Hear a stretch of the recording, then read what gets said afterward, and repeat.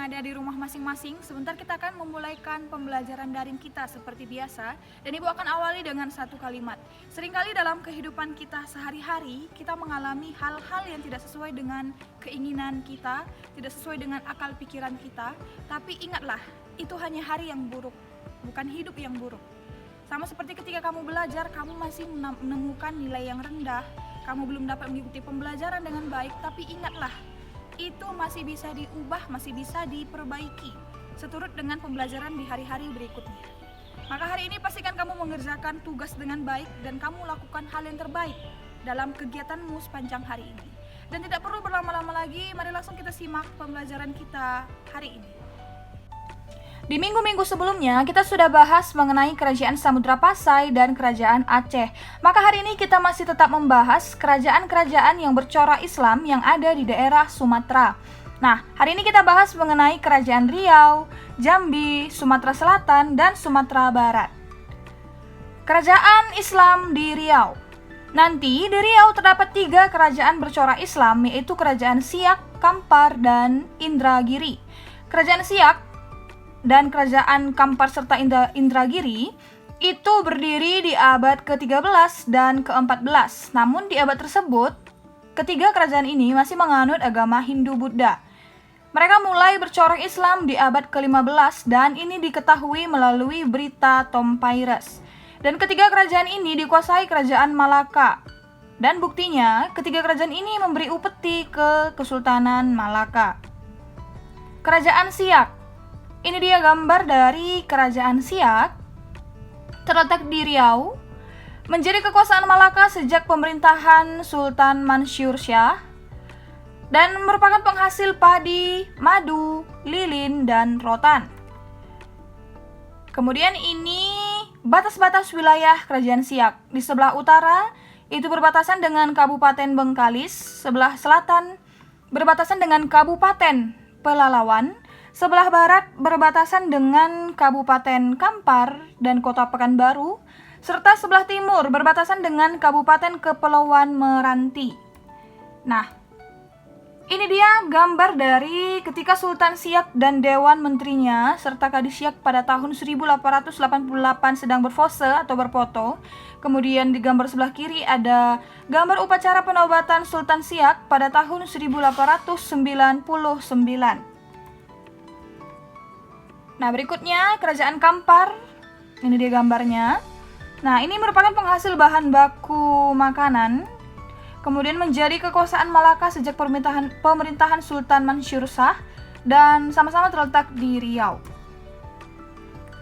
Nah, ini dia peninggalan kebudayaan Islam di kerajaan Islam Riau. Ada Masjid Jami di Kampar, Kesultanan Siak di Sri Indrapura, dan makam Syekh Abdurrahman Siddiq di Indragiri.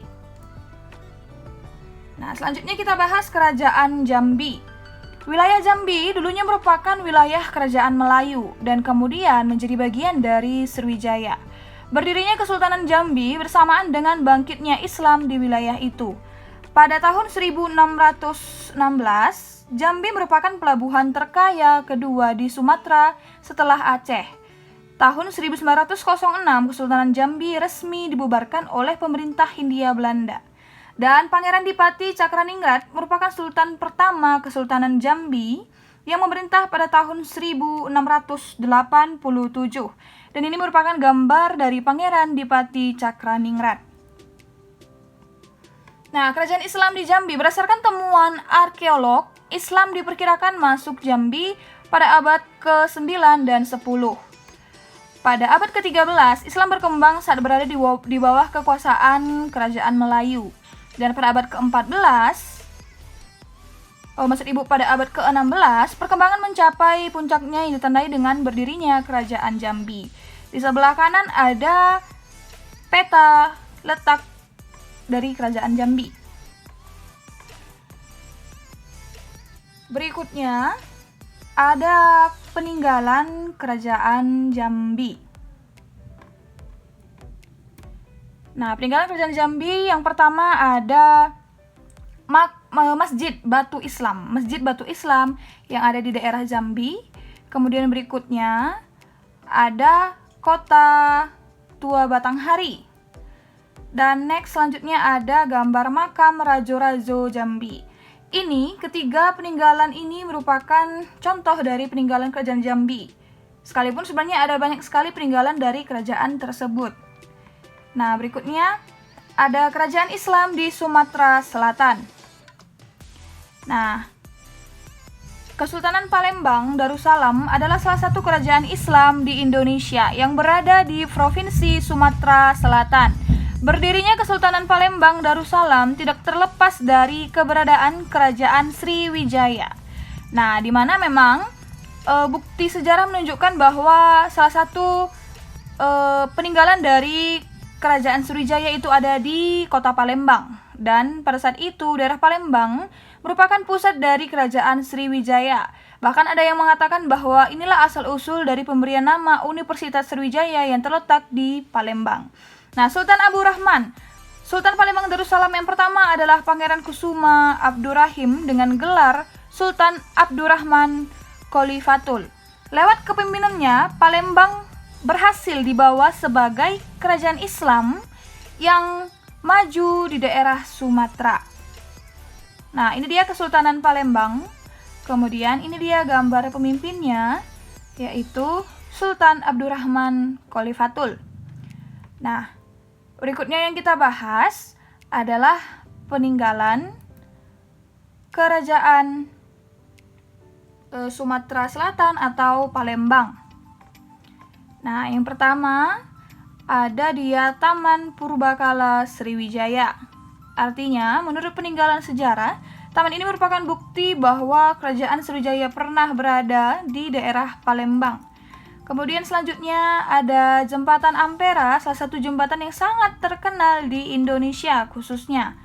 Kemudian berikutnya ada Benteng Kuto Besak, di mana pada masa ini benteng ini merupakan benteng pertahanan dari pihak Belanda dan didirikan oleh bangsa Belanda di Palembang. Nah, kemudian ada kerajaan Islam di Sumatera Barat. Nama lainnya adalah Kesultanan Pagaruyung, yang sebelumnya merupakan bagian Kerajaan Malayapura. Nah, Raja Aditya Warman itu memindahkan pusat kerajaan dari Pagaruyung ke Minangkabau, sehingga sampai saat ini ada banyak peninggalan-peninggalan sejarah yang terletak di pusat kota Sumatera Barat, yaitu Minangkabau, di mana Minangkabau merupakan salah satu objek sejarah, tempat yang memiliki banyak situs sejarah. Kemudian pengaruh Islam di Sumatera Barat itu berkembang sekitar abad ke-16 oleh para musafir agama. Artinya, ada banyak musafir agama yang masuk ke daerah Sumatera Barat dan menyebarkan agama Islam. Kemarin Ibu sudah jelaskan ada beberapa cara dalam penyebaran agama Islam. Yang pertama mungkin melalui pernikahan, kemudian dakwah atau ajaran agama, ada pendidikan, kesenian, dan perdagangan. Hal tersebut yang dilakukan untuk menyebarkan ajaran agama Islam. Dan sampai saat ini kita harus ketahui bahwa Sumatera Barat merupakan suatu tempat atau suatu kota yang ada di Indonesia yang masih sangat erat ajaran agamanya, khususnya agama Islam. Di sana semua masyarakatnya masih sangat taat dalam melaksanakan ajaran-ajaran agama Islam.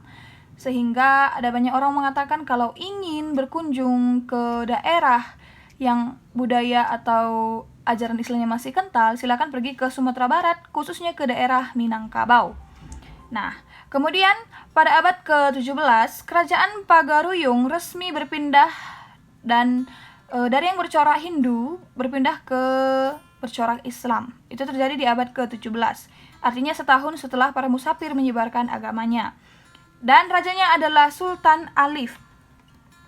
Ini dia Raja Arya Dewa Raja Aditya Warman yang memimpin kerajaan di Sumatera Barat, yaitu Kesultanan Pagaruyung pertama sebelum pindah ke kerajaan yang bercorak Islam yang dipimpin oleh Sultan Alif. Nah, selanjutnya kita bahas adalah peninggalan kebudayaan dari kerajaan Sumatera Barat, atau tepatnya peninggalan Minangkabau. Ini merupakan peta dari daerah Minangkabau. Ada di Sumatera Barat, daerah Padang. Nah, ini dia Museum Aditya Warman, merupakan salah satu dari sekian banyak peninggalan dari Kerajaan Sumatera Barat atau yang ada di Minangkabau. Kemudian selanjutnya ada Istana Basa Pagaruyung atau Istana Basa Pagaruyung. Istana pertama yang didirikan oleh Aditya Warman sebelum berpindah ke kerajaan yang bercorak Islam yang dipimpin oleh Sultan Halib.